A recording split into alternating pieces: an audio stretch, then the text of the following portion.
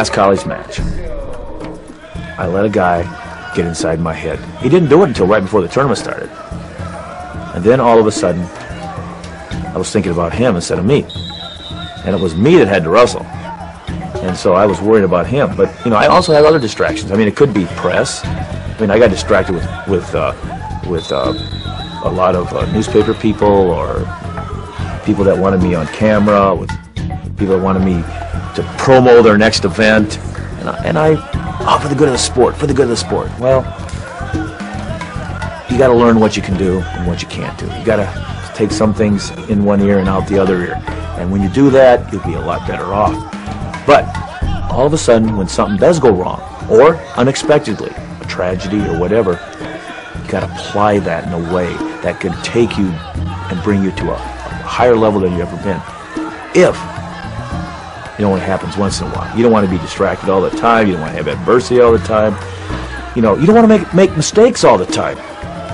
Because if you make mistakes all the time, it becomes a habit. A mistake becoming a habit is a mistake. Some of my best teams have been the teams that have had a group that were made up of a lot of leaders.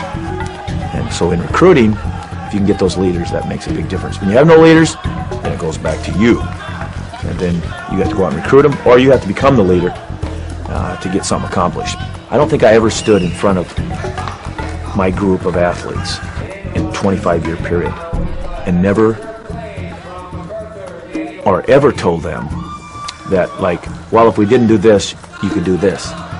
I only directed what we were going to do, and we only had one option, and there wasn't these other options out there. It's kind of like if we were in a position to win, we had to take advantage of that opportunity. It wasn't like, well, we'll go and see how we can do. It was never that way. There was one option and one option only. And then all of a sudden I learned that there are more options out there when I got away from coaching.